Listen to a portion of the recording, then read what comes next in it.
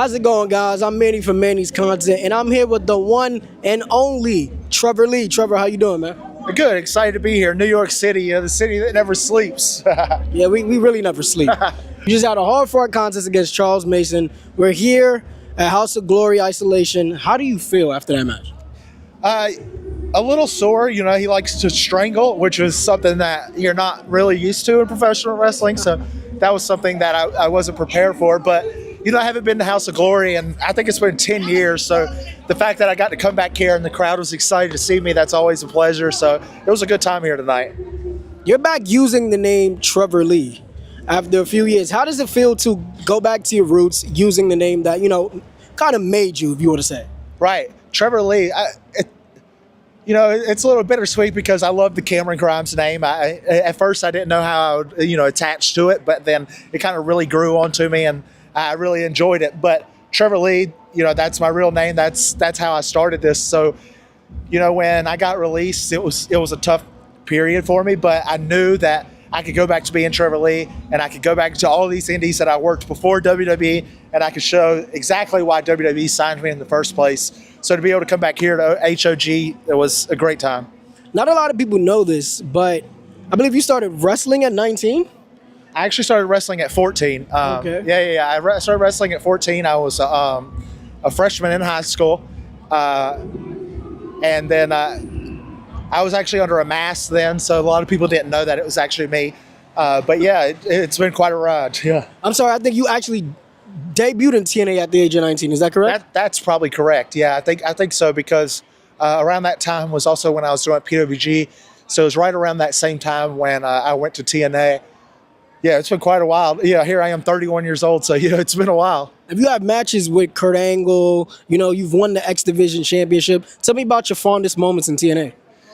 TNA was so cool because it was the first major television company that I got to work for. And also I got to work with the Hardy Boyz, who trained me. I grew up around. They actually trained in my yard when I was a kid. So to be able to be on a show with those guys, like, it didn't matter if it was an independent show or anywhere, but the fact that it was for a major television company was such a cool thing. And it was such an awesome experience to be able to learn how to work television. Man, it was a great time. And I was very excited that they gave me that opportunity at such a young age, because they had no right to trust me with that type of responsibility. You actually jumped to one of my next questions, which was, how was it like growing up with the Hardys? You know, being around Jeff and Matt, were they too reckless for real? Right. You know, how was it? It was crazy because to me it just seemed like it was normal, right? Because I was a toddler when I had a wrestling ring in my yard, and I remember like going to kindergarten and stuff for the first time, and people being like, "Oh, you're the kid that has the wrestling ring in your yard," and I was like, "Wait, you don't have a wrestling ring in your yard? Like, that's not normal." So that was crazy. And then, you know, Jeff Hardy, that was around the time when he was getting into his motorcycles and stuff. So he would put me on the back and let me hold on for dear life and ride me up and down the street. And it was just crazy. Like, I always say jokingly, I was cursed at a very young age, because once you see that and once you experience that, how do you grow up to be an accountant? Right. You were also X Division champion while part of the Helms dynasty. Yeah. What was it like being under the mentor of Shane Helms? Shane Helms is incredible. And you know, it's funny because being from Cameron, North Carolina, that was Matt and Jeff Hardy's neighborhood. But Shane was in Raleigh, which was like an hour and a half away from me. So like, me and Shane would occasionally see each other, but we never really had like true interactions until TNA. And then, you know, I was a poor kid at the time, so he would let me stay in his room for free. And that's when we really started to grow that bond. And then Shane had continued to have me under his wing all the way up into WWE.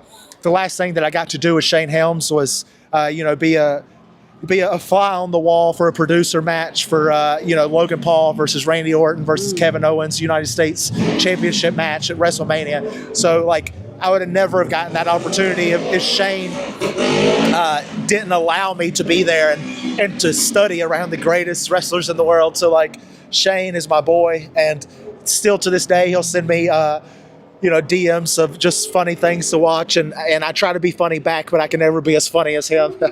Speaking of WWE, obviously your career there as Cameron Grimes was literally to the moon. It was great. I watched everything that you got yourself involved with. With Ted DiBiase, you was $1 million champion. Talk about how was it just working with Ted DiBiase, being $1 million champion, bringing it back. How was that whole experience? Right. It's crazy because like I keep dating myself, but like I grew up as the Hardy Boys being my idols, right? I didn't grow up in that era of like Ted DiBiase and like that era. So like never did I think like this, when I make it to WWE, I'm going to have a feud with Ted DiBiase. Like that was never ever a thought.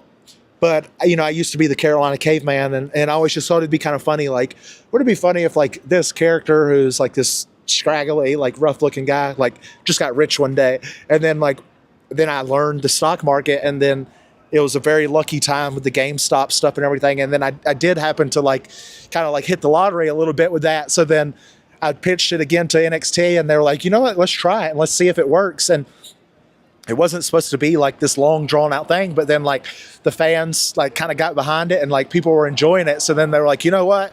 It would be a disservice if we didn't bring in Ted. And originally it was just gonna be Ted, making fun of me, like a one-time thing, like a one-time cameo. Mm-hmm. But then they liked it, and then like we just kept getting more weeks and more weeks out of it. And Ted was so awesome. And like the coolest thing about it was I remember one day we were filming stuff, and I was just sitting in a Rolls Royce with Ted, and we had a drone following us down the street as we were just throwing money out of the car. It's just like, what is life, right? Literally. Yeah. Speaking of, also with WWE and TNA, they have a partnership. What do you think about that whole combined thing? And would we eventually see you back in TNA and then merging back with WWE? Right. I think it's awesome. You know what I mean? Everywhere should be working together, right? Especially in this like, what's the word I'm looking for? This environment, right? It's so cool. So the fact that like they're just sending NXT guys and some main roster guys to TNA, because it used to be like, so like, oh, if you work for TNA, you'll never work for WWE, right? Mm-hmm. That's what they used to say about like Bobby Roode and AJ Styles and Samoa Joe. Right. And now every single guy I just mentioned made it to WWE and are even still there, except for Samoa Joe. But it's crazy. And would I like to go back to TNA? Yes. You know what I mean? I'm a 3-time X Division champion, former tag team champion for TNA. So like I had the accolades to prove myself back there. It's just a matter of timing, right? I want to make sure that the next time you see Trevor Lee on television, I'm ready, right? I don't want to be gone and then you see me and go, oh, why is he back? I want to come back and people go, holy shit, he's back, and this is what we've been missing. Few more questions for you. Thank you for your time. Of course, man. Where did you come up with the concept for the cave-in? Because I tried to do that, almost broke my ankle. Yeah, so the cave-in was, so like I'm a big fan of Matt Sydal, Evan Bourne. Yeah. And he would do what was called the Meteora, mm-hmm. where he would jump off with the double knees. And I was like, man, I really like the Meteora, but how do I like make it different? And so Andrew Everett is a guy that I grew up with in Burlington, North Carolina. And we were just bitter rivals and great partners. So we were in the ring every day training with each other, trying shit. And he's insane. Like he can do absolutely everything. So I was like, how do I keep up with this dude? So then I had a good box jump. So I was like, okay, well, what if I can apply this to just stomping somebody out? And then it worked. And I was like, man, this is really cool. And like, no one's doing it. And that's what you really want in the business right now, right? It's like things that people haven't seen before that go, holy shit, because it's, you know what I mean? There's a lot of repetitiveness in the indies. You can see a lot of people that emulate a lot of the same people. So I was like, how do I get away from doing that? And how do I beat just Trevor Lee? And that was one of the first moves that kind of helped me do that. Lastly, you've always carried that underdog mentality, whether people noticed it or not. But what is your mission statement for 2025? For 2025, I think it's just, man, stay healthy, stay happy. You know what I mean? I've been to the top and I've lost it, right? And, my father, the late Tracy Cadell, he raised me as a solo father. And I saw the trials and tribulations that he went through to make sure that I had a good life. And, I never understood why certain things happened to me.